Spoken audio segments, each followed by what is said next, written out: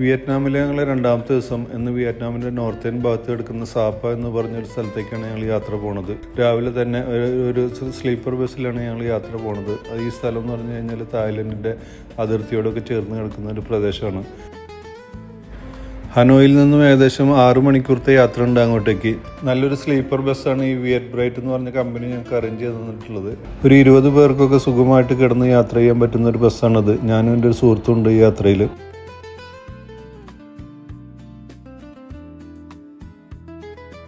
സാപ്പയിൽ 2 ദിവസത്തെ പരിപാടിയാണ് പറഞ്ഞിട്ടുള്ളത്. അതുകൊണ്ട് തന്നെ അവിടെ തന്നെ ഹോട്ടലൊക്കെ അവർ അറേഞ്ച് ചെയ്തിട്ടുണ്ട്. ഫസ്റ്റ് ഡേ നമുക്ക് കാണാൻ പോകുന്നത് കാറ്റ്കറ്റ് എന്ന് പറഞ്ഞൊരു വില്ലേജാണ്.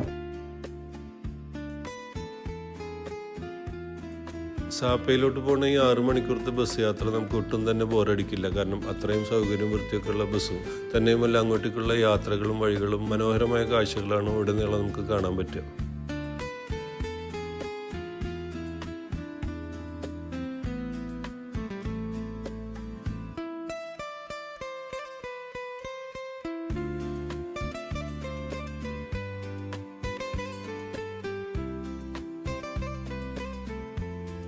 സാപ്പ ടൗണിൽ നിന്ന് ഒരു 3 കിലോമീറ്റർ മാറിയിട്ടാണ് ഈ ട്രഡീഷണൽ വില്ലേജ് എന്ന് പറഞ്ഞ കാറ്റ്കാറ്റ് വില്ലേജ് ഉള്ളത്. അതായത് ഇവിടുത്തെ കാഴ്ചകൾ എന്ന് പറഞ്ഞാൽ അതിമനോഹരമായ കാഴ്ചകളാണ്. ഒരുപാട് നല്ല വാട്ടർഫോൾസും മൗണ്ടൻ വ്യൂവും അതുപോലെ തട്ടായിട്ട് കിടക്കുന്ന ഒരുപാട് റൈസ് പാടങ്ങളൊക്കെ നമുക്കിവിടെ കാണാൻ പറ്റും.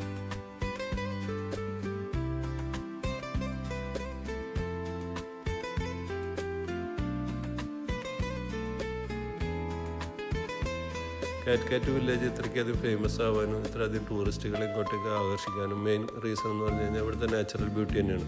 അതായത് ഇവിടുത്തെ 19th സെഞ്ച്വറി മുതൽ ഇവിടെ ഹുമോങ് എന്ന് പറഞ്ഞൊരു ഫാമിലി അവരുടെ കൾച്ചറൊക്കെ ആയിട്ട് ബന്ധപ്പെട്ടിട്ടാണ് ഈ ഒരു വില്ലേജ് ഇങ്ങനെ രൂപപ്പെട്ടിട്ടുള്ളത്.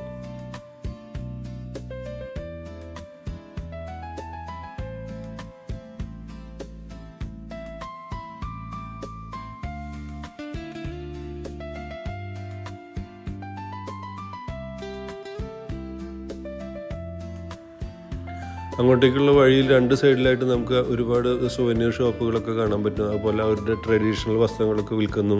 അതുപോലെ വാടകയ്ക്കൊക്കെ എടുക്കാൻ പറ്റുന്ന ഷോപ്പുകളാണ് ഈ കാണുന്നതൊക്കെ. ഇവിടെ വരുന്ന ഒരുപാട് ടൂറിസ്റ്റുകളൊക്കെ ഇതുപോലുള്ള ഡ്രസ്സുകളൊക്കെ റെൻറ്റിന് വാങ്ങിയിട്ട് ഫോട്ടോസും വീഡിയോസൊക്കെ എടുക്കുന്നത് നമുക്ക് കാണാൻ പറ്റും.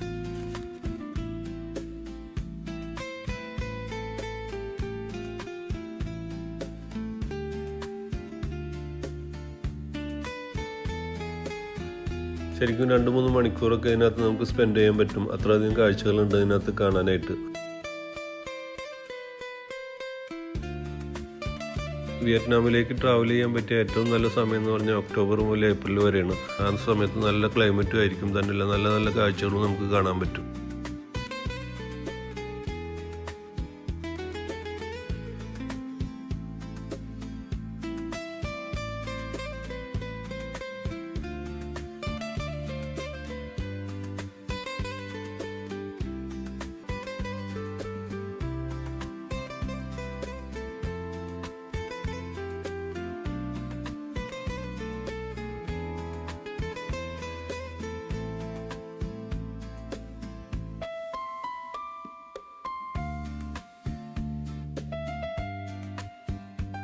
സുന്ദരിമാരായിട്ടുള്ള കുറച്ച് വിയറ്റ്നാം സ്ത്രീകൾ അവരുടെ ആ ട്രഡീഷണൽ ഡ്രസ്സൊക്കെ ധരിച്ചുകൊണ്ട് ഇവിടെ പാട്ടും ഡാൻസൊക്കെ ആയിട്ട് ആഘോഷിക്കുകയുണ്ടായിരുന്നു.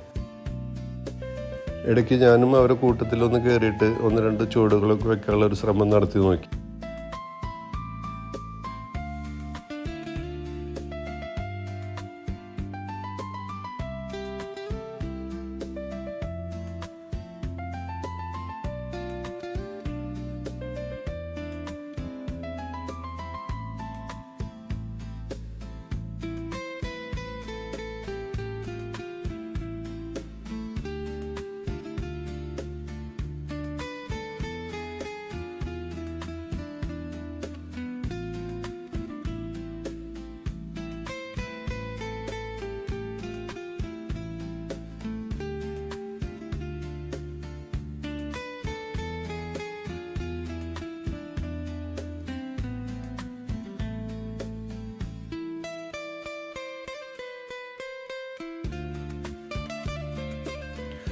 ഓരോ യാത്രകളിൽ നിന്നും നമുക്ക് പുതിയ പുതിയ അറിവുകളും എക്സ്പീരിയൻസും അതുപോലെ പുതിയ സുഹൃത്തുക്കളെയൊക്കെയാണ് ലഭിക്കുക. ഇത്തവണ എനിക്ക് കിട്ടിയത് കാനഡയിൽ നിന്നുള്ളൊരു സുഹൃത്തിനെയാണ്.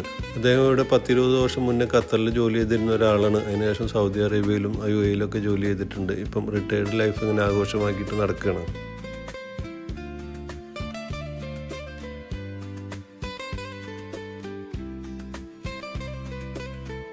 ഈ ഗൈഡ് ഞങ്ങൾക്ക് കാണിച്ചു തരുന്ന ഇവിടെ വളരുന്ന ഒരു തരം കഞ്ചാവിൻ്റെ ചെടിയാണ്. അത് ഇവിടുത്തെ ആളുകൾ പലതരത്തിൽ ഉപയോഗിക്കാറുണ്ട്. പക്ഷേ ലീഗലായിട്ട് ഉപയോഗിക്കാനുള്ള അനുവാദമൊന്നും ഇവിടുത്തെ ഗവൺമെൻറ് കൊടുത്തിട്ടില്ല.